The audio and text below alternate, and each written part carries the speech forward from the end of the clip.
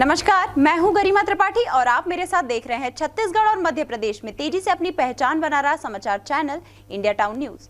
आप सभी का स्वागत है। चलिए डालते हैं सबसे पहले एक नजर इस वक्त की सुर्खियों पर। शाजापुर में निभाई गई 270 सालों से चली आ रही परंपरा, दानवों और देवताओं के बीच हुआ युद्ध। चल समारोह के बाद कृष्णा ने किया कंस का वध। मथुरा के बाद यही मनाई जाती है कंस दशमी। इलाज के नाम पर गर्मसरिया से 1.5 साल के मासूम को दागा। निमोनिया से पीड़ित बच्चे की हालत हुई और खराब। मां का कहना, खेलने के दौरान दूसरे बच्चे ने जलाया। चिकित्सकों ने पुलिस को दी सूचना। उज्जैन का है मामला।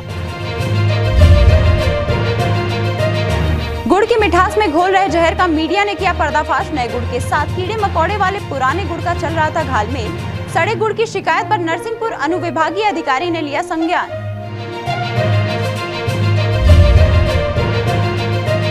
गधों और खच्चरों का उज्जैन में सजा बाजार। दूसरे प्रदेशों से आए व्यापारी फिल्मी सितारों के नाम वाले गधे मचा रहे धूम। सिप्रा नदी के किनारे एकादशी से हर वर्ष भरता है सप्ताह भर का मेला।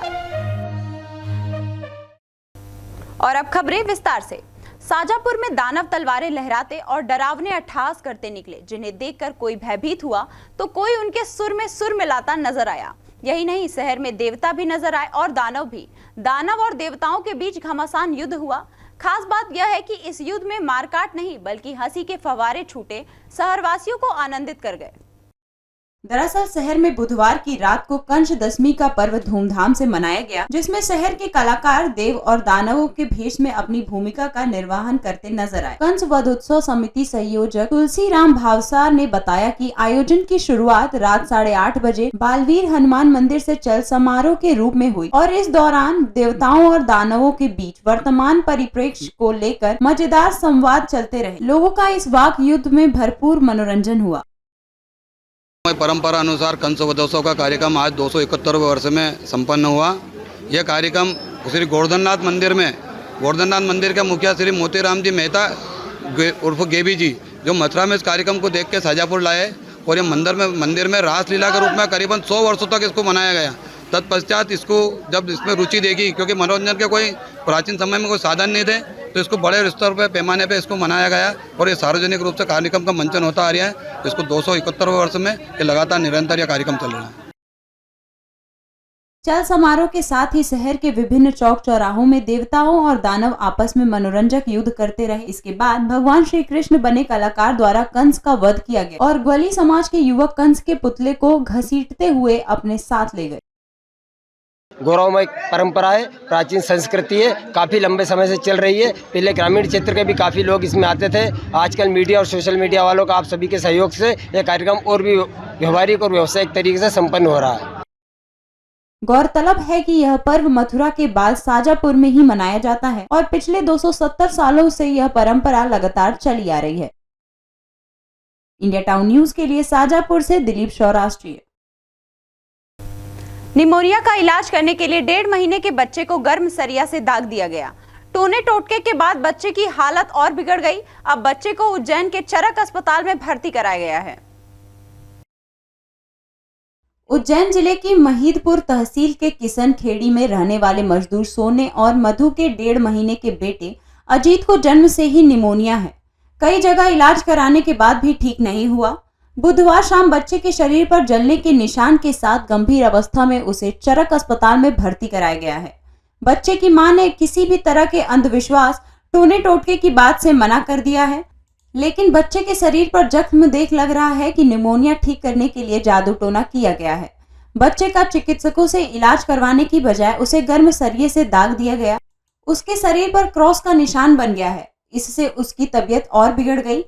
बच्चे की मां ने कहा कि घर में खेल रहे बच्चों ने मासूम को जला दिया था। ये उसी का निशान है। ये बच्चे ने जला दिया। बच्चे ने जला दिया। घर पर कोई भी नहीं था। मैं बाथरूम जाने चल गई थी तो इसको बैठा मिला था चूल्हा के पास में। तो ये ऐसे कैसे जलाया जी? तो मैं जेठ का लड़का था छोटा, 4 साल के, उसने जला दिया। ये नहीं पता कैसे जला। घर पर कोई भी नहीं था। क्या जादू टोना करा तबीयत ठीक नहीं थी? नहीं, जादू टोना नहीं किया, जैसे तो हम जानते भी नहीं।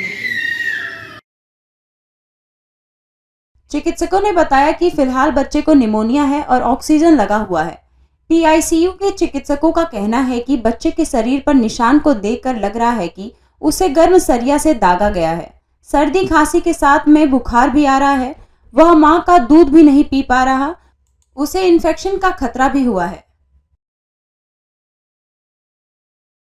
सर, बच्चा पहले से स्टेबल है, थोड़ा सुधार हो रहा है, परंतु ये जो अंधविश्वास है, हमारे ग्रामीण क्षेत्रों में स्वास्थ्य के प्रति जन जागरूकता की कमी है। इस कमी को दूर करने के लिए इसमें सबसे बड़ा रोल है अपने स्वास्थ्य कार्यकर्ताओं का, आशा का, आंगनवाड़ी का, शिक्षकों का और अपने जो जन नेता है उनका, और सबसे बड़ा काम है मीडिया का। इन सभी को मिल के, हम सबको मिल के अंधविश्वास को हराना है और जन जन में स्वास्थ्य के प्रति जन जागरूकता लाना है।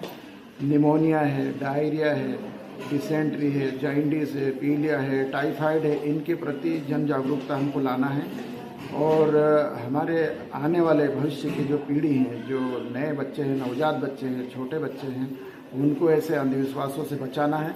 और भविष्य में हम उम्मीद करते हैं कि आप लोग हमारी मदद करेंगे जन जागरूकता फैलाने में। अस्पताल प्रबंधन ने कोतवाली थाना पुलिस को इसकी सूचना दे दी है। माता पिता ने अस्पताल स्टाफ को बताया कि दूसरे बच्चे ने हमारे बच्चे को जला दिया है। इसमें अब पुलिस जांच कर वास्तविकता पता लगाएगी। इंडिया टाउन न्यूज के लिए उज्जैन से प्रियंक। यदि आप भी स्वादिष्ट और मीठा गुड़ खाने के शौकीन हैं तो सावधान, ये खबर आपके लिए है, क्योंकि परोसा जा रहा है कीड़ा मकोड़े से बना हुआ गुड़। मामला नरसिंहपुर जिले का है। नरसिंहपुर जिले की गुड़ की मिठास प्रदेश ही नहीं पूरे देश में अपनी अलग पहचान रखती है, लेकिन यहाँ दूसरे प्रदेश से आए हुए व्यक्ति के द्वारा जिले की पहचान पर कलंक लगाने का काम किया जा रहा है। तेंदुखेड़ा तहसील अंतर्गत ग्राम महगूबा की गुड़ भट्टी के साथ साथ 3 से 4 और गुड़ भट्टी संचालित हो रही है। जब हमारी मीडिया की टीम महगूबा गुड़ भट्टी पर पहुंची तो नए गुड़ों के साथ वहाँ बड़ी मात्रा में पुराना सड़ा गला कीड़े युक्त गुड़ देखा गया, जिसके विषय में पूछताछ करने पर पता चला कि नए गुड़ों के साथ पुराना गुड़ मिलाकर नया गुड़ बनाया जा रहा है। मीडिया कर्मियों ने तत्काल तेंदुखेड़ा SDM को जानकारी दी। तब राजस्व विभाग की टीम ने मौके पर पहुंचकर पंचनामा बनाकर गुड़ के सैंपल को जांच के लिए भेजा। ये डोभी के पास महगुआ की ये घटना है। इसके संबंध में जानकारी मिली थी, जिसके संबंध में हमने तहसील स्तरीय जो टीम है वहां पर भेजकर जांच करवाई है। जांच के उपरांत सैंपल लिया गया है। आगे जो नियमानुसार कार्रवाई होगी वो की जाएगी। इसके संबंध में जो फूड इंस्पेक्टर हैं उनको निर्देशित किया गया है कि विशेष अभियान चलाकर ये जो है कार्रवाई सुनिश्चित करें, ताकि इस प्रकार की घटना भविष्य में न हो।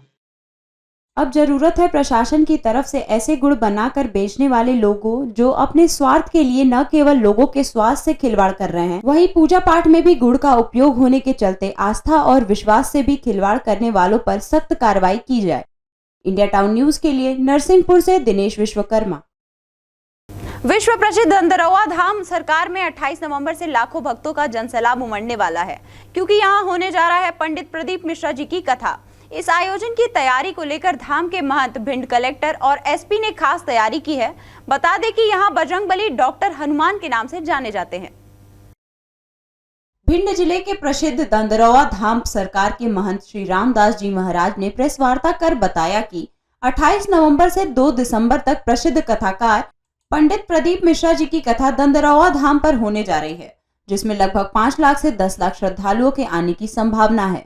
विदेश के लोग भी आगे यहाँ पूरे हमारे मध्य प्रदेश से पूरा है, उत्तर प्रदेश है, राजस्थान है, बिहार है, बंगाल है, गुजरात है, महाराष्ट्र है, सभी प्रांतों से लोग आए और कुछ विदेशों से भी लोग आएंगे। अभी का कल परसों ही विदेश से लोग आए थे, तो विदेश से भी लोग आएंगे। आने की तो कोई इतनी वही नहीं है कि कितने लोग आ सकते हैं, अनुमान लगाया जाता है, अधिक लोग आएंगे। भिंड कलेक्टर संजीव कुमार श्रीवास्तव ने जानकारी देते हुए बताया कि प्रदीप मिश्रा की जो कथा हो रही है उसकी सभी व्यवस्थाएं की जा रही हैं, ताकि श्रद्धालुओं को किसी तरह की परेशानी ना हो सके। 28 तारीख से माननीय पंडित प्रदीप मिश्रा जी की कथा का आयोजन यहाँ है, जिसमें भारी संख्या में श्रद्धालु जुटेंगे। तो उनके लिए पार्किंग, सुरक्षा, पेयजल, शौचालय, रात्रि उनका विश्राम, लाइट, इन सब की पर्याप्त व्यवस्था की जा रही है, जिससे कि किसी भी श्रद्धालु को कोई कष्ट यहाँ पर ना हो। आयोजित होने जा रही कथा की सुरक्षा व्यवस्था पर एसपी भिंड असीत यादव ने बताया कि प्रदीप मिश्रा की कथा में आने वाले श्रद्धालुओं के वाहनों की पार्किंग व्यवस्था 4 जगहों पर की गई है और चप्पे चप्पे पर पुलिस तैनात रहेगी। देखिए, जो पूरी व्यवस्था को हमने 3 हिस्सों में डिवाइड कर रखा है। एक तो जो मंदिर प्रांगण की व्यवस्था रहेगी, एक जो मेन सभा स्थल होगा वहाँ के लिए, और एक ट्रैफिक व्यवस्था। तो ट्रैफिक में अभी मेरे ख्याल से हमारे यहाँ पे 2 पॉइंट्स हैं। जो यहाँ पे मेन डोम एरिया होगा तो उसमें भी हमारा पुलिस फोर्स रहेगा। उसका काम रहेगा कि क्या कहते हैं, कोई भी ऐसी चीज़ घटना होती है तो उस पर वहाँ पे तुरंत रिएक्ट करना। बता दें कि दंदरौआ धाम पर हनुमान जी डॉक्टर के रूप में विराजित हैं, जिनकी ख्याति देश विदेश में फैली हुई है। वहीं पंडित प्रदीप जी की कथा के साथ ही उनके द्वारा बताए गए उपायों पर करोड़ों लोगों की आस्था है। यही वजह है कि उनकी कथा में लाखों श्रद्धालुओं की भीड़ उमड़ती है। इंडिया टाउन न्यूज के लिए भिंड से आदित्य द्विवेदी। अब वक्त हो चला है एक ब्रेक का। ब्रेक के बाद देखेंगे देश प्रदेश से जुड़ी कुछ और भी खबरें।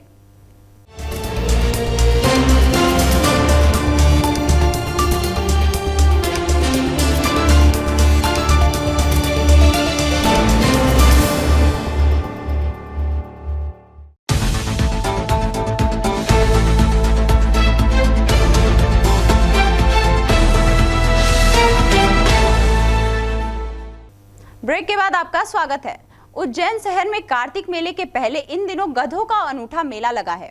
हर साल सिप्रा नदी के किनारे कार्तिक मेला ग्राउंड में एकादशी से कार्तिक पूर्णिमा तक गधों का मेला लगता है। 7 दिन तक चलने वाले इस मेले में गधे के मालिक अपने गधों को लेकर आते हैं और बेचते हैं। इस साल भी मेले में अब तक कई गधों और खच्चरों की बोली लग चुकी है। कार्तिक मास की एकादशी 23 नवंबर से पारंपरिक गधों का मेला शिप्रा तट पर लगाया जाएगा। मेले में पशुओं की खरीदी बिक्री के लिए व्यापारी 4 दिन पहले से ही खच्चर और गधे को लेकर यहां पहुंच गए हैं।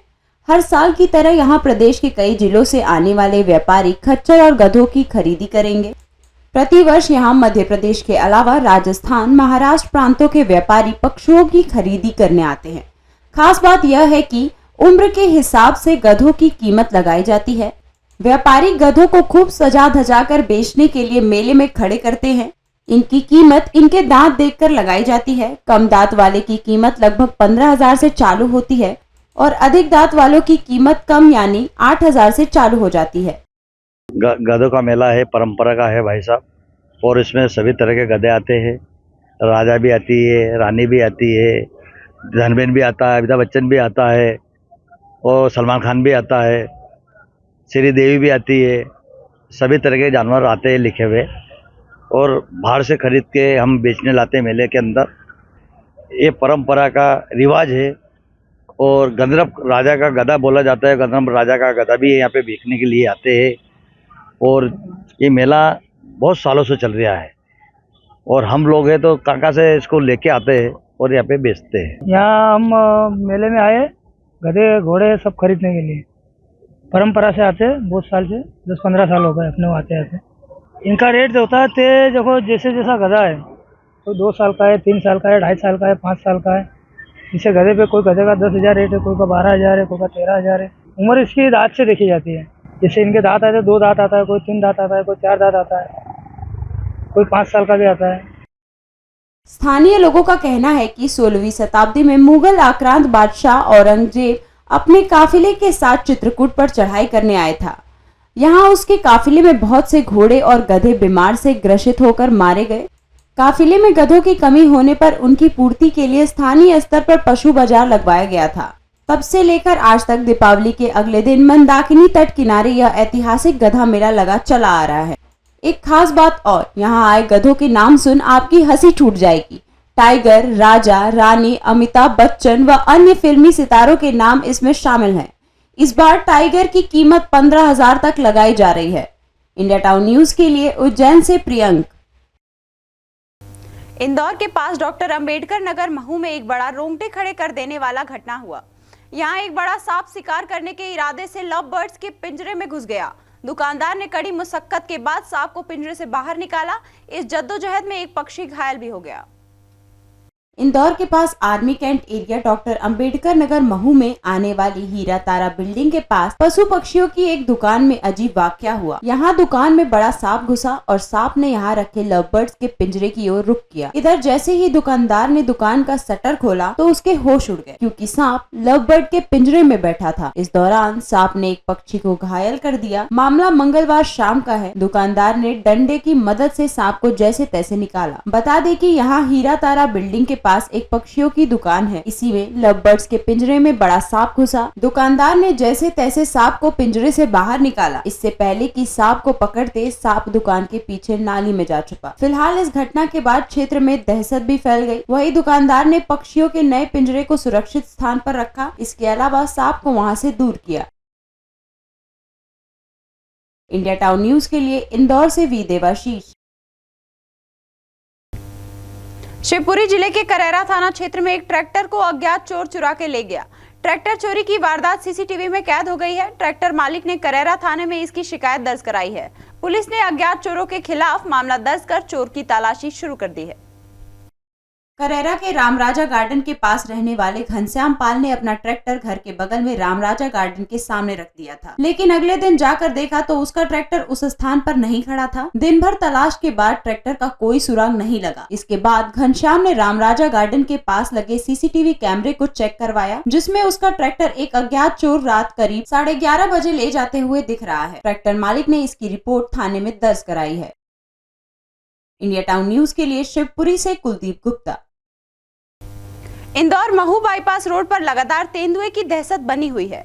एक दिन पहले सिमरोल स्थित आईटीआई परिसर और फिर महू के आर्मी वार कॉलेज में नजर आया तेंदुआ बुधवार को इंदौर बाईपास स्थित सिल्वर स्प्रिंग टाउनशिप फेज 2 में दिखाई दिया।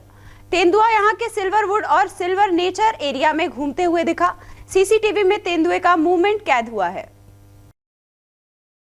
गौरतलब है कि महू के आर्मी वार कॉलेज के बाद तेंदुआ राला मंडल क्षेत्र में घूम रहा है। बुधवार को तेंदुए की टाउनशिप में घूमते हुए सीसीटीवी तस्वीर भी कैद हुई। वीडियो वायरल होते ही टाउनशिप और उसके आसपास के क्षेत्र में दहशत का माहौल है। फिलहाल वन विभाग की रेस्क्यू टीम भी इस पूरे क्षेत्र में सक्रिय है। फिलहाल तेंदुए को लेकर यहां संशय है कि तेंदुआ राला मंडल की ओर से आया या महू की तरफ से आया है। बता दें कि महू में सेना के आर्मी वार कॉलेज में तेंदुए का मूवमेंट लगातार जारी है। सोमवार मंगलवार के दरमियान रात को तेंदुआ पिंजरे में रखे बकरे का शिकार करने के बाद पिंजरा तोड़कर भाग गया था। इसके बाद बाईपास पर ट्रकों और गाड़ियों के बीच भी तेंदुआ नजर आया। फिलहाल उसकी तलाश जारी है। वन विभाग ने आर्मी कैंपस, टाउनशिप, राला मंडल जंगल क्षेत्र सहित अन्य स्थानों पर पिंजरे लगाए हैं। साथ ही टाउनशिप और आसपास के रहवासी इलाकों में अलर्ट जारी किया है। इंडिया टाउन न्यूज के लिए इंदौर से वी देवाशीष। मध्य प्रदेश विधानसभा चुनाव में सरकारी कर्मचारियों की आनन फानन में ड्यूटी लगाए जाने से उन्हें मतदान का मौका नहीं मिला। ऐसे कर्मचारियों के मामले को लेकर कांग्रेस के एक दल ने निर्वाचन आयोग से शिकायत की है। बालाघाट विधानसभा क्षेत्र की प्रत्याशी के साथ जिला कांग्रेस कमेटी कार्यकारी अध्यक्ष का कहना है कि यदि कर्मचारियों को वोटिंग नहीं कराई तो वह कोर्ट जाएंगे।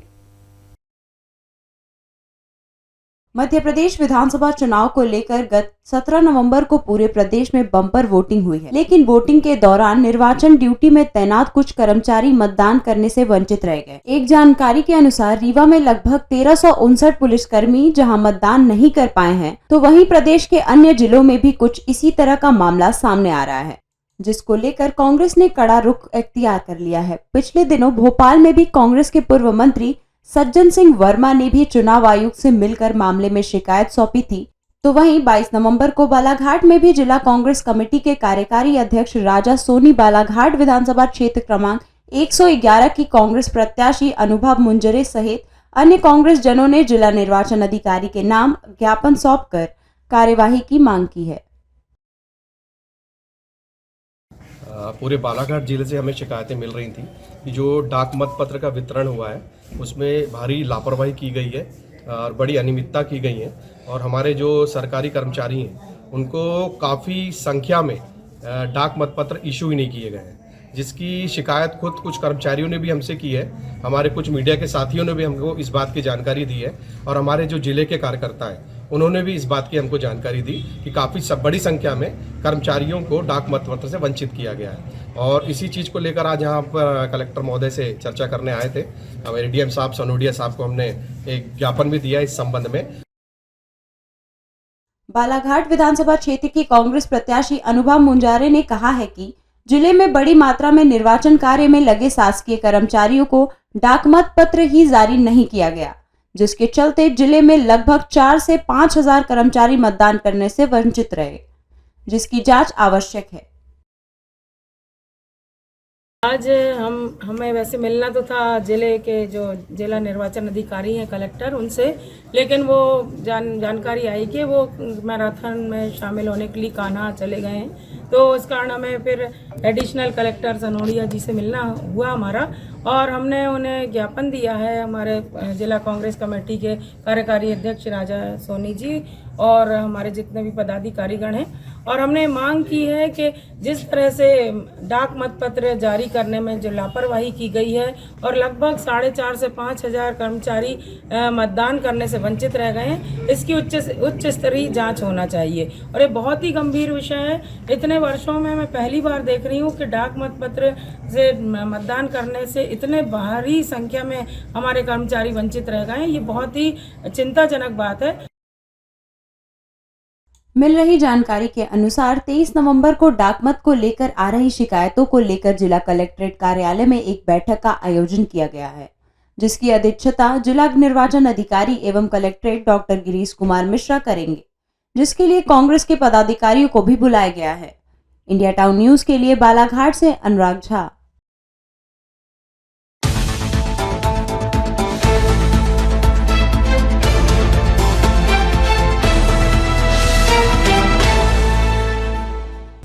नमस्कार, मैं हूं गरिमा त्रिपाठी और आप मेरे साथ देख रहे हैं छत्तीसगढ़ और मध्य प्रदेश में तेजी से अपनी पहचान बना रहा समाचार चैनल इंडिया टाउन न्यूज। आप सभी का स्वागत है। चलिए डालते हैं सबसे पहले एक नजर इस वक्त की सुर्खियों पर। उज्जैन में ईओडब्ल्यू की बड़ी कार्रवाई। 2 अरब के घोटाले में 80 पर एफआईआर। 10 करोड़ रुपए की हुई टैक्स चोरी। शिकायतकर्ता खुद भी निकला डिफाल्टर। 36 कंपनियां बनाकर दिया धोखाधड़ी को अंजाम।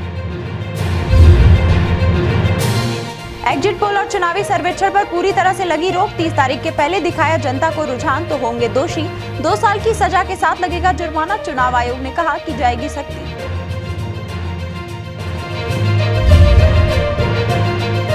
अंधविश्वास के साए से बाहर नहीं निकला समाज। परंपरा के नाम पर जिला अस्पताल पहुंचे मृत आत्मा को लेने। लहराई तलवार। कुछ क्रियाकलापों के बाद ढोल धमाकों सहित वापस लौटे। देखते रह गए जिम्मेदार। और अब खबरें विस्तार से। उज्जैन में आर्थिक अपराध प्रकोष्ठ ईओडब्ल्यू ने 2 अरब रुपए के घोटाले में अग्रवाल सोया एक्सट्रेट प्राइवेट लिमिटेड कंपनी और 36 फर्जी फर्मों के खिलाफ केस दर्ज कर लिया है। 2 साल पुराने इस मामले में बुधवार को 80 लोगों को आरोपी बनाया गया है। इसमें खास बात यह है कि जिसने शिकायत की थी उसे भी ईओडब्ल्यू ने आरोपी बनाया है। ईओडब्ल्यू के मुताबिक अग्रवाल सोया ने करीब 10 करोड़ रुपए की टैक्स चोरी समेत कुल 1.9 अरब रुपए के घोटाले को अंजाम दिया। शासन को नुकसान पहुंचाने के मामले में गबन धोखाधड़ी की धाराओं में केस दर्ज किया गया है। बड़ी बात यह है कि ईओडब्ल्यू ने शिकायत करने वाले इंदौर के बिजनेसमैन को भी आरोपी बनाया है। ईओडब्ल्यू निरीक्षक अनिल शुक्ला ने बताया कि 2019 में सीजीएसटी यानी सेंट्रल गुड्स एवं सर्विस टैक्स को अग्रवाल सोया एक्सट्रेक्ट प्राइवेट लिमिटेड कंपनी धमनिया निमेज के खिलाफ टैक्स चोरी की शिकायत मिली थी। सीजीएसटी टीम इसकी जाँच कर रही थी कि इंदौर की कपिल ट्रेडिंग कंपनी ने ईओडब्ल्यू को शिकायत में बताया कि अग्रवाल सोया के साथ दूसरी और भी फर्जी कंपनियों ने करोड़ों रुपए की हेराफेरी की है। जांच में पता चला कि अग्रवाल सोया कंपनी के मालिक गोपाल सिंगल, दीपक सिंगल सहित 80 लोगों ने धोखाधड़ी के लिए 36 फर्जी कंपनियां बना रखी हैं। इन कंपनियों ने खाली और तेल के व्यापार की आड़ में अब तक 2 अरब रुपए का घोटाला किया है। ये मामला ऐसा है कि जो अग्रवाल सोया एक्सट्रैक्ट प्राइवेट लिमिटेड नीमच एक कंपनी है, इन्होंने अन्य 36 जो फर्में हैं उनको फर्जी फर्में बनाकर उनसे फर्जी डीओसी का व्यापार दर्शाकर लगभग 2 अरब रुपए का व्यापार दर्शाया है, जिसमें लगभग 10 करोड़ रुपए का टैक्स चोरी का मामला है। उसके आधार पर हमने अपराध पंजीबद्ध किया है। अग्रवाल सोया एक्सट्रैक्ट प्राइवेट लिमिटेड कंपनी ने 2017 से 2022 के बीच 36 बोग्स फॉर्म और इनके मालिकों के साथ मिलकर कूटरचीत इनवॉइस बिल्टी तैयार की। Soybean DOC D oil cake की फर्जी खरीद फरोख्त दिखाई। गोपाल सिंगल, शालिनी सिंगल, दीपक सिंगल, नवनीत गर्ग ने अपनी कंपनी अग्रवाल सोया के मालिक के रूप में फर्जी transport company Narayan freight carrier, Adarsh Nagar Indore सहित दूसरे बोग्स फॉर्म के बिल लगाकर 2 अरब रुपए का फर्जी वाड़ा कर 10 करोड़ रुपए की टैक्स चोरी भी की। नहीं, इसमें आपराधिक, इन्होंने चूंकि फर्जी दस्तावेजों का उपयोग किया है और शासन के साथ धोखाधड़ी की है, वो शासन को हानि पहुंचाई है, इसलिए आपराधिक प्रकरण पंजीबद्ध किया गया। इसमें कपिल ट्रेडिंग कंपनी ने शिकायत की थी और कपिल ट्रेडिंग कंपनी की शिकायत की जांच के आधार पर प्रकरण हमने आगे जांच शुरू की। बाद में पाया गया कि अग्रवाल सोया के साथ कपिल ट्रेडिंग कंपनी भी उसमें मिली हुई है, इसलिए उसको भी आरोपी बनाया। ईओडब्ल्यू के निरीक्षक अनिल शुक्ला ने बताया कि आरोपियों ने फर्जी कंपनियां बनाने के लिए जिन्हें डायरेक्ट बताया, रिकॉर्ड में उनके नाम भी नकली हैं। मामले का शिकायत करने वाला इंदौर की कपिल ट्रेडिंग कंपनी का मालिक कपिल भी डिफॉल्टर में शामिल है। कपिल की कंपनी भी फर्जी कंपनियों में भी शामिल है। उसने कार्रवाई से बचने के लिए शिकायत की थी, हालांकि जाँच में उसका झूठ पकड़ा गया। इसमें लगभग 80 आरोपी हैं भी वर्तमान में पंजीबद्ध हुआ, जिनमें फर्म और उनके संचालकों के विरुद्ध प्रकरण पंजीबद्ध किए गए हैं। इस लगभग 36 फर्म है। ये लगभग 1 अरब 98 करोड़ रुपए का घोटाला है। हमने इसमें गबन, धोखाधड़ी व कूटरचित दस्तावेजों को तैयार करने के मामले में पंजीबद्ध किया। इंडिया टाउन न्यूज के लिए उज्जैन से प्रियंक। मध्य प्रदेश विधानसभा के लिए 17 नवंबर को मतदान संपन्न हो चुके हैं, जिसके नतीजे 3 दिसंबर को आने हैं। मुख्य निर्वाचन पदाधिकारी मध्य प्रदेश अनुपम राजन द्वारा भोपाल के पुरानी केंद्रीय जेल स्थित मतगणना स्थल का अवलोकन कर सुरक्षा व्यवस्था एवं मतगणना की तैयारी का जायजा लिया गया एवं आवश्यक निर्देश दिए गए। 3 दिसंबर को भोपाल के सभी 7 विधानसभा क्षेत्रों की मतगणना की जाएगी। मुख्य निर्वाचन पदाधिकारी मध्य प्रदेश अनुपम राजन प्रदेश के कई जिलों के मतगणना स्थल का जायजा ले रहे हैं। इससे पहले वो विदिशा जिले के शाह आदर्श महाविद्यालय जाफर खेड़ी में बनाए गए स्ट्रांग रूम में की गई सुरक्षा व्यवस्थाओं का जायजा लेने पहुंचे थे। आपको बता दें कि भोपाल की पुरानी जेल को स्ट्रांग रूम बनाया गया था। 17 नवम्बर को मतदान के बाद से कड़ी सुरक्षा में ईवीएम मशीन यहाँ रखी है। 3 दिसम्बर को मतगणना है, इसी को लेकर चुनाव आयोग अपनी तैयारी में जुटा है। मतगणना स्थल की तैयारियां चल रही हैं। 3 तारीख को काउंटिंग है, उसी सिलसिले में हम लोग देख रहे हैं। आज भी भोपाल का देखें, व्यवस्थाएं ठीक हैं, सेंट्रल फोर्सेज लगी हुई हैं, लॉग बुक मेंटेन हो रही है और जो काउंटिंग हॉल्स हैं उनमें अभी व्यवस्था चल रही है, काम चल रहा है। प्रदेश में बनाए गए सभी स्ट्रांग रूम में सीसीटीवी से नजर रखी जा रही है। वहीं 24 घंटे इन ईवीएम पर सुरक्षा जवानों का कड़ा पहरा है। इंडिया टाउन न्यूज के लिए भोपाल से फरहान खान। रतलाम जिला अस्पताल से अंधविश्वास की तस्वीर आने का सिलसिला आज भी जारी है।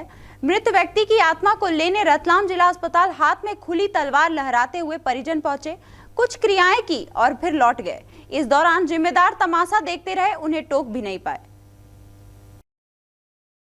दरअसल कुछ समाज में लोग मृत व्यक्तियों की आत्माओं को लेने उनके मौत होने वाले स्थान पर जाते हैं। 2 दर्जन से अधिक लोग ढोल धमाकों के साथ खुली तलवार लहराते हुए रतलाम जिला अस्पताल पहुंचे। कुछ समय तक क्रियाएं करते रहे, फिर क्रियाओं को करने के बाद ये लोग लौट भी गए। इस दौरान अस्पताल का पूरा अमला मौजूद था, लेकिन उन्हें किसी ने टोका तक नहीं।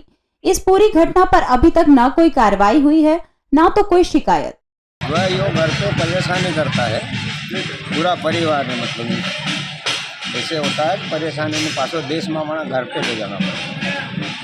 तो कौन था ये मेरा साला का लड़का था।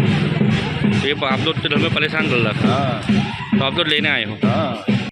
अस्पताल में इस तरह के मामले आए दिन देखने को मिलते हैं। पहले भी वार्ड के अंदर तांत्रिक क्रियाओं के मामले सामने आए थे। ये लोग अपनी क्रिया कर लौट जाते हैं, लेकिन किसी भी तरह की कोई कार्रवाई अब तक सामने नहीं आई है। इंडिया टाउन न्यूज के लिए रतलाम से राहुल बैरागी। बुरहानपुर जिले में वन कर्मियों द्वारा नाबालिग बालिका के साथ दुष्कर्म के बाद जयस आदिवासी संगठन ने आक्रोश जताया है। उन्होंने आरोपियों पर कड़ी कार्रवाई की मांग की है, साथ ही अन्य लोगों पर भी गंभीर आरोप लगाया है। इनमें आरोपी सूरज डांगी, नीलेश नीले और एक महिला पुलिसकर्मी पर आरोप लगा है। मामले में एसपी को ज्ञापन सौंपकर कार्रवाई की मांग की है।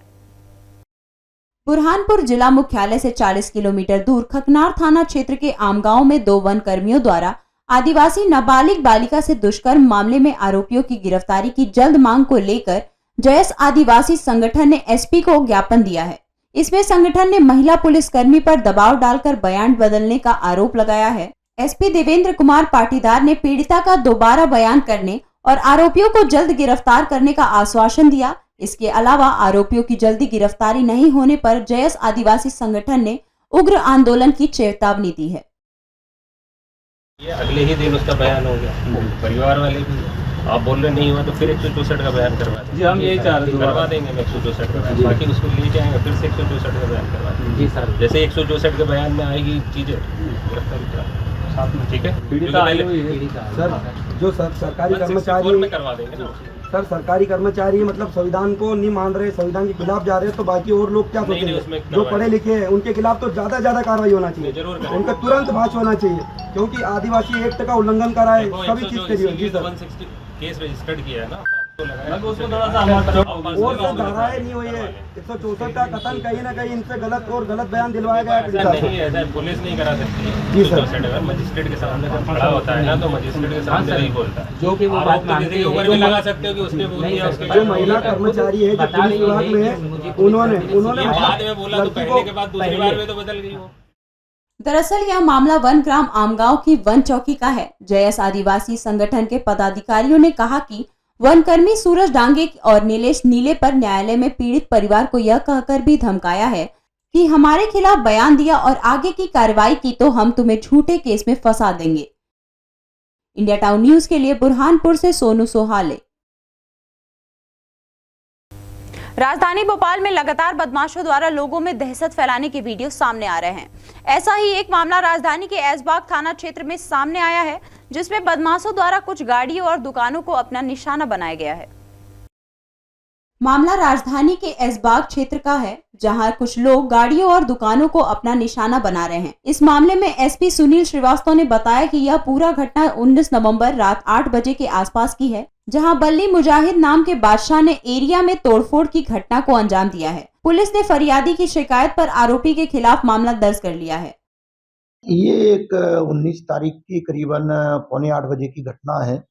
इसमें फरियादी जो है अपने दानिश बेग अंसार बेग हैं, इनके द्वारा एक रिपोर्ट की गई थी कि वहीं पे बल्ली और मुजाहिदीन काम का लड़का है, उसने कुछ दुकानों में और कुछ गाड़ियों के अंदर तोड़फोड़ की गई है और नुकसान किया गया है। उसमें 327 और 427 506 का प्रकरण पंजीबद्ध किया गया है और उसमें कुछ दुकानों के दारों के द्वारा भी अपनी दुकानों में तोड़फोड़ करने की बात बताई है, तो उसमें भी उनसे आवेदन लेकर के और जांच की जा रही है और अभी आरोपी की गिरफ्तारी नहीं है।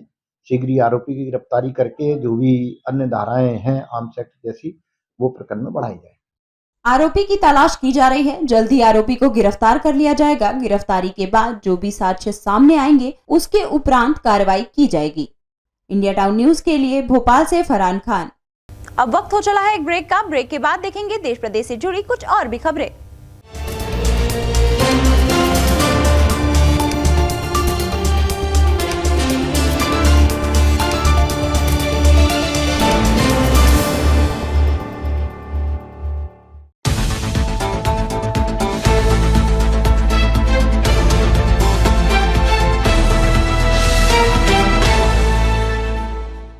ब्रेक के बाद आपका स्वागत है। विधानसभा चुनाव की मतदान प्रक्रिया पूरी हो चुकी है। अब नतीजे पर सबकी नजर बनी हुई है। ऐसे में 24 घंटे चीखने वाले न्यूज चैनल और सबसे आगे बने रहने की होड़ में लगे रहने वाले न्यूज़पेपर के एग्जिट पोल व्यवस्था पर चुनाव आयोग ने रोक लगा दी है। आयोग ने ऐसे किसी भी माध्यम को 30 नवंबर से पहले किसी तरह का सर्वेक्षण या एग्जिट पोल लिखने दिखाने पर पाबंदी लगा दी है। इस आदेश का उल्लंघन करने वाले के लिए आयोग ने जुर्माने के साथ सजा का प्रावधान भी किया है। मुख्य निर्वाचन पदाधिकारी अनुपम राजन ने बताया कि मध्य प्रदेश विधानसभा निर्वाचन 2023 की आदर्श आचार संहिता अभी प्रभावशील है। 30 नवंबर की शाम 6:30 बजे तक निर्वाचन के संबंध में किसी भी प्रकार के एग्जिट पोल का आयोजन तथा प्रिंट या इलेक्ट्रॉनिक मीडिया द्वारा इसके परिणाम का प्रकाशन या प्रचार अथवा किसी भी अन्य तरीके से इसका प्रचार प्रसार करने पर प्रतिबंध रहेगा। भारत निर्वाचन आयोग द्वारा 31 अक्टूबर 2023 को इस आशय की अधिसूचना जारी की गई थी। मुख्य निर्वाचन पदाधिकारी राजन ने बताया कि लोक प्रतिनिधित्व अधिनियम 1951 की धारा 126 क में यह प्रावधानित किया गया है कि कोई भी व्यक्ति कोई निर्गम मत सर्वेक्षण नहीं करेगा और किसी निर्गम मत सर्वेक्षण के परिणाम का ऐसी अवधि के दौरान जो निर्वाचन आयोग द्वारा इस संबंध में अधिसूचित की जाए, प्रिंट या इलेक्ट्रॉनिक मीडिया के माध्यम से प्रकाशन या प्रचार किसी भी प्रकार की अन्य रीति से प्रसार नहीं करेगा। यदि कोई व्यक्ति प्रावधान का उल्लंघन करेगा तो ऐसी अवधि के कारावास की सजा में जो 2 वर्ष तक की हो सकेगी या जुर्माने से या दोनों से दंडनीय होगा। इंडिया टाउन न्यूज के लिए भोपाल से फरहान खान। नीमच जिले के मुखिया ने मनासा पहुंचकर पोस्टल बैलेट स्ट्रांग रूम के साथ ही खाद्य आपूर्ति केंद्र का निरीक्षण किया। वहीं अधिकारियों को जरूरी दिशा निर्देश भी दिए। नीमच जिले के मनासा में गुरुवार को दोपहर जिला कलेक्टर दिनेश जैन पहुंचे, जिन्होंने नीमच मनासा रोड स्थित शासकीय रामचंद्र विश्वनाथ महाविद्यालय के पोस्टल बेल्ट स्ट्रांग रूम निरीक्षण किया और सुरक्षा व्यवस्थाओं का जायजा लिया। इस दौरान मुख्य पार्टियों के निर्वाचक अभिकर्ता भी उपस्थित रहे। कलेक्टर दिनेश जैन ने खाद्य आपूर्ति के संबंध में ग्राम सावन कुंड में डबल लॉक का भी निरीक्षण किया। खाद्य वितरण संबंधित विषयों पर उपस्थित किसानों से चर्चा की। कॉलेज की क्लासेस चल रही हैं? चल रही है, थोड़ी कम चलती हैं।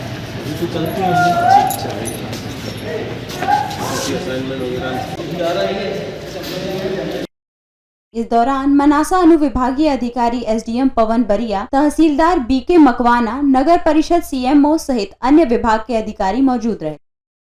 इंडिया टाउन न्यूज के लिए नीमच से मनीष जौलान्या। दमोह देहात थाना क्षेत्र के जबलपुर नाका चौकी अंतर्गत रुपए के लेन देन को लेकर 2 पक्षों में विवाद हो गया, जिसमें जमकर हथियार चले, जिसमें 4 लोग गंभीर रूप से घायल हो गए हैं। दमोह में 2 पक्षों में रुपए के लेन देन को लेकर विवाद हो गया। इस विवाद में दोनों पक्षों के बीच जमकर हथियार चले और दोनों पक्षों के 4 लोग गंभीर रूप से घायल हुए हैं।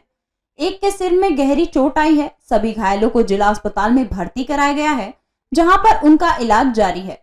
देहात थाना टीआई आनंद सिंह ने बताया कि दीपक मूडा विनोद मूडा का विवाद इसी क्षेत्र में रहने वाले सूरज यादव से हो गया है। मूडा फैमिली से सूरज यादव का रुपए का लेन देन था, जिसको लेकर यह विवाद हुआ है। उधर जयदीप मूडा का कहना है कि सूरज यादव से उन्हें पैसे चाहिए थे, जो वह नहीं दे रहा था। रात में जब पैसे मांगे तो उसने गालियां देना शुरू कर दिया और कई साथियों के साथ शक्ति नगर गेट पर पहुंचा और मेरे पिता और भाई पर चाकू से हमला किया। मैं बीच बचाव कर रहा था, तभी मेरे हाथ से धक्का लग गया, जिससे वह डिवाइडर से जाकर टकरा गया। वही घायल सूरज यादव का कहना है कि विनोद मूडा, दीपक मूडा और परिवार के लोगों ने मेरे ऊपर चाकू लाठियों से हमला किया है, जिससे मैं घायल हुआ हूँ। पहले भैया ने कॉल किया कि पैसे चाहिए थे, तो वो गाली देके बोलने लगा, कौन गाली देके कि नहीं देना पैसे, खा गए पैसे।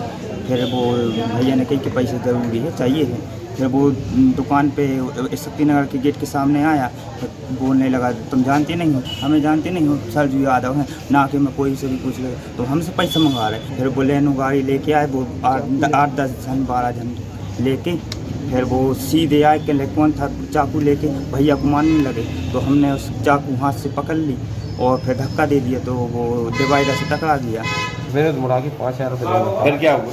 उसने गाली होगी, अपने ये गाली क्यों कर रहे हैं आप, पैसे देने हम आ रहे हैं आपके पास। जैसे हम पहुँचे उन्होंने मारपीट चालू कर दी कि अभी तक 4 महीने से पैसे क्यों नहीं दे रहा। हमने भैया पैसे देने वाले हो नहीं पा रहे पैसे, तो सीधे पहुँचे, उन्होंने चाकू सब सीधे हमला कर दिया। विनोद मुड़ा, तो 3 लड़के, दीपक, विनोद और 2 लड़के। कहाँ का ये घटनाक्रम? जलपन्ना का। पुलिस दोनों पक्षों के बयान दर्ज कर रही है और उसके बाद एफआईआर दर्ज की जाएगी। 2 पक्षों के बीच में पैसों के लेन देन को लेकर विवाद हुआ है, जिसमें एक पक्ष से सरजू यादव और उनके साथियों तथा दूसरे पक्ष से जयदीप मूडा, राहुल मूडा और उनके साथियों के बीच में विवाद हुआ था, जिसमें दोनों पक्षों से घायल लोग हैं। इनका चिकित्सा परीक्षण कराया जा रहा है और कार्रवाई की जा रही है। घायलों को उपचार के लिए जिला अस्पताल में भर्ती करवा दिया गया है, जहां चारों गंभीर घायलों का इलाज जारी है। इंडिया टाउन न्यूज के लिए दमोह से विवेक सेन। नन्ही सी जान और जिम्मेदारी पेट की, भला क्या ना करे कोई चारा ही नहीं, तो जान हथेली पर रखकर दिखाने लगी करतब। कुछ का इससे मनोरंजन हो रहा था, कुछ बच्ची को देख भावुक हो मदद के लिए हाथ बढ़ा रहे। कहते हैं ना कि गरीबी, मुफलिस और मोहताजी इंसान से ना जाने क्या क्या करवा लेती है, और वो अपना पेट पालने के लिए जान भी हथेली पर लेकर बड़े बड़े जोखिम भरे काम कर लोगों का मन मोह लेता है। गुरुवार को ऐसा ही कुछ नजारा आगर बस स्टैंड पर देखने को मिला, जहां छत्तीसगढ़ से आए परिवार की छोटी सी मासूम बच्ची पेट के लिए जान हथेली पर लेकर नए नए करतब दिखाकर जनता का मन मोह रही थी। कहाँ रहते हो तुम लोग? छत्तीसगढ़। कब से दिखा रहा हो तमाशा आप लोग? 2-3 साल। 2-3 साल। काय के लिए दिखाते हो बेटा? है पेट के लिए। पेट के लिए। लोग अच्छा देखते हैं अच्छी तरीके से सर? कोई देते हैं कोई नहीं देते हैं। कहाँ से सीखी कला तुमने ये? अपने गांव में सीखते हैं। अच्छा अच्छा। ये बच्ची जो ऐसे चलती है बेटा जान हथेली पे लेके, कैसे सीखा आप लोगों ने? वो ये डंडे को देख के चलती है ना। बच्ची की इस कला को देखकर हर कोई हतप्रत रह गया, वही कुछ भावुक हो गए और इस मासूम कलाकार की मदद के लिए हाथ उठाने लगे। इंडिया टाउन न्यूज के लिए आगर मालवा से नजीर अहमद। बुरहानपुर के भवासा डैम में पानी के बीच पेड़ों पर फंसे बंदरों को जहां आस है कि वे जिंदगी की जंग जीत जाएंगे, वहीं दूसरी तरफ लगातार वन विभाग का रेस्क्यू फेल इसलिए हो रहा है कि वन कर्मी इस ऑपरेशन को लेकर दिलचस्पी नहीं दिखा रहे, क्योंकि यहां दूसरे दिन वन कर्मी खुद ही नदारद थे। बुरहानपुर जिले के भवासा गांव के भवासा मध्य सिंचाई योजना के तहत बनाए गए डैम में 6 महीने से बंदर पेड़ों पर फंसे हुए हैं। मामला तूल पकड़ने के बाद वन विभाग हरकत में आया। मंगलवार से बंदरों को बचाने के लिए रेस्क्यू ऑपरेशन चलाया गया, लेकिन पहले कोई सफलता नहीं मिली थी। रेस्क्यू के दूसरे दिन बुधवार को मौके से वन कर्मी नदारद मिले।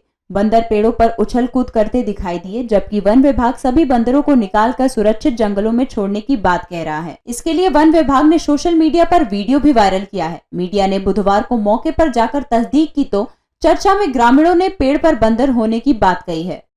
हाँ, अभी गया था तो दिख रहा वहाँ पे जी। हाँ, सवेरे गए तो नहीं था वहाँ पे। कब गए थे? कल नहीं, आज सवेरे। आज कितने बजे गए थे? 9-10 बजे होंगे। हम सवेरे गए थे तो देखे तो कुछ था नहीं, 2 आदमी चढ़े थे हम। तो झाड़, कौन से झाड़ पे चढ़े थे आप? ये बियड़ वड़ का झाड़ बोलते हैं। तो उस पे चढ़े थे आप? हाँ, 2 जन चढ़े थे। लेकिन आपने अभी अपने आंखों से देखा बंदर है? हाँ है ना? हाँ है।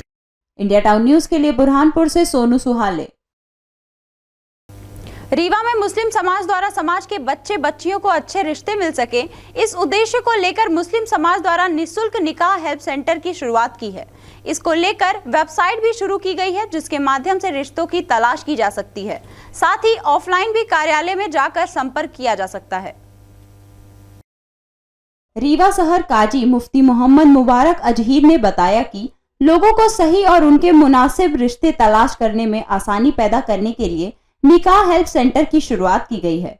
उन्होंने कहा कि अक्सर देखा गया है कि लोगों को अच्छे रिश्ते की तलाश में काफी परेशानियों का सामना करना पड़ता है। खास तौर पर बच्चियों के अच्छे रिश्ते वक्त पर नहीं मिल पाते हैं या फिर मुनासिब रिश्ते न मिल पाने की वजह से रिश्तों में दरार पैदा हो जाती है। कई रिश्ते टूट भी जाते हैं। इस तरह की बहुत सी परेशानियों का सामना करना पड़ता है। समाज की इस अहम जरूरत और इन्हीं मुश्किलों को देखते हुए निकाह हेल्प सेंटर के नाम से एक प्लेटफॉर्म तैयार किया गया है, जिसका हेड ऑफिस शहर काजी का दफ्तर छोटी दरगाह में होगा। साथ ही साथ हर मोहल्ले में उस मोहल्ले की मस्जिद के इमाम के पास भी फॉर्म मौजूद होंगे। एक ऐसा प्लेटफॉर्म होना चाहिए कि जहां पर रिश्तों के ताल्लुक से जो परेशानियां आती हैं, हमने अपने बच्चों को पढ़ाया, अच्छी एजुकेशन, हायर एजुकेशन पे उनको किया, लेकिन उसके बाद ये होता है कि उनके लिए हम जब रिश्ता तलाश करते हैं तो सही रिश्ता नहीं मिल पाता है, या इस तरह में काफ़ी वक्त भी निकल जाता है, और या तो कोई रिश्ता अगर होता भी है तो उसमें वो चीज़ें नज़र नहीं हो पाती हैं जो एक होनी चाहिए आपस में, जिससे रिश्तों में दरार भी होती है। और उसके बाद कभी ये भी होता है कि रिश्ते टूटने की कगार पर पहुंच जाते हैं, कई दफ़ा रिश्ते टूट भी जाते हैं। तो इस ताल्लुक़ से ये हुआ कि एक ऐसा प्लेटफॉर्म तैयार कर लिया जाए कि जहाँ पर हम अपने लिए या अपने किसी ख़ास के लिए, अपने बच्चों के लिए या बच्ची के लिए अगर रिश्ता तलाश करना हो तो उसकी एक डिटेल डाल करके, और उसके साथ फिर हम किसी दूसरे का जो एक ऑप्शन रहेगा तो उसको हम देख सकें सही तौर पर, और उसकी डिटेल से एक मालूमात हासिल करने के बाद एक फ़ैसला कर सके कि हाँ, ये हमारे बच्चे के लिए या बच्ची के लिए रिश्ता अच्छा है। जरूरतमंद अपने इमामों से इसके बारे में जानकारी ले सकते हैं। अगर कोई ऑनलाइन फॉर्म भरना चाहे तो वो वेबसाइट में जाकर भी फॉर्म भर सकते हैं। यह सुविधा बिल्कुल निःशुल्क है। नॉमिनल इन्फॉर्मेशन भरने के बाद एक टेम्परेरी रजिस्ट्रेशन हो जाता है इसमें। उसके बाद मुफ्ती साहब और उनकी टीम उसकी प्रोफाइल को वेरीफाई करेंगे कि ये जेन्युइन है या फेक है, या अगर वो जेन्युइन होगा तो उसको एक्टिवेट करेंगे तो वो ऑटोमेटिक उनके पास बेल चला जाता है। इंडिया टाउन न्यूज के लिए रीवा से मोहम्मद समीम सौदागर। ये थी अब तक की खबरें। पल पल की खबरों से अपडेट रहने के लिए आप बने रहिए इंडिया टाउन न्यूज के साथ। अब मुझे दीजिए इजाजत। नमस्कार।